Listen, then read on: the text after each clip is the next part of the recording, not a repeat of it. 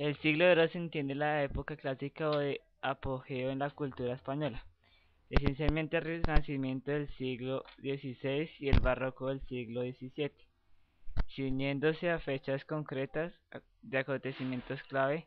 Abarca desde la publicación de la gramática castellana de Nerbija en 1492 hasta la muerte de Calderón en 1681. Inició el poder político, social, económico, cultural español. Al finalizarse el sometimiento de la totalidad de territorios de la península a la autoridad de los reyes católicos, tras la conquista del último reino musulmán, Granada en 1492, siguen otros acontecimientos igualmente decisivos. Primero, la expulsión de una importante minoría religiosa. Segundo, el hallazgo de requisimos territorios al otro lado del mar.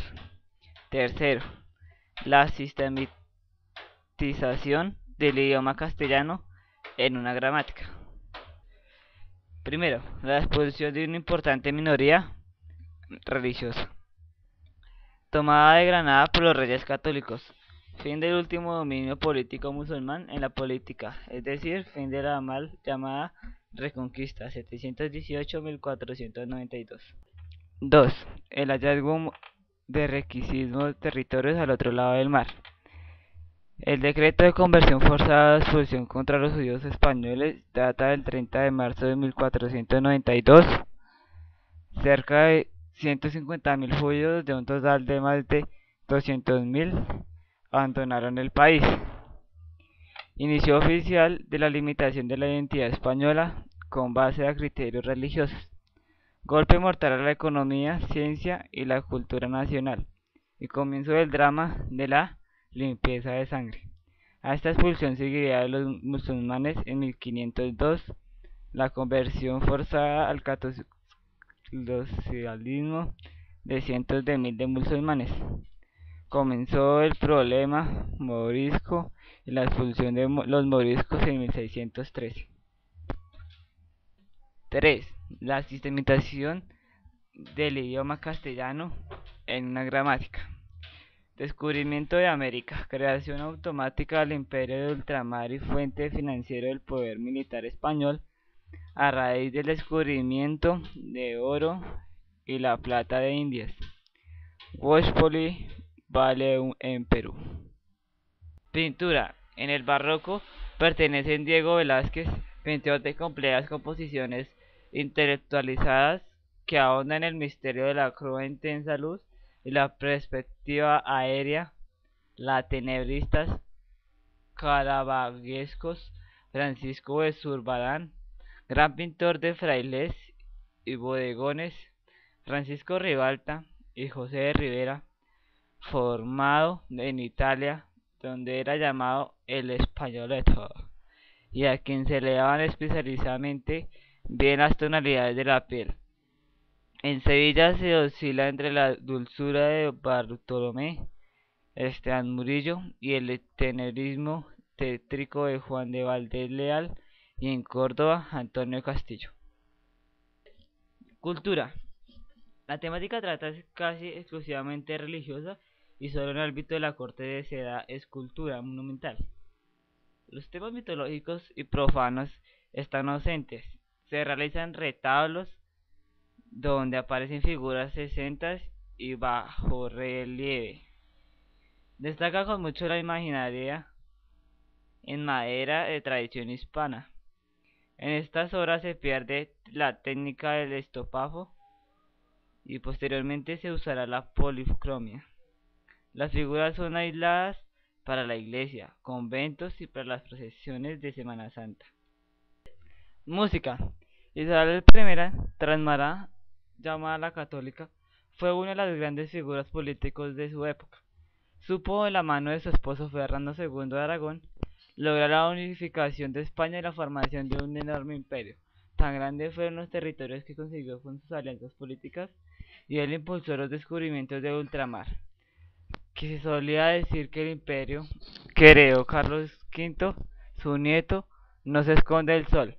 Fue en su época cuando se inició el Renacimiento español, y el impulso extraordinario de las artes de comienzo del siglo de oro. En estas producciones de Sperrion, en el siglo XXI, se da vida a obras musicales creadas en el primer periodo tan afamada época.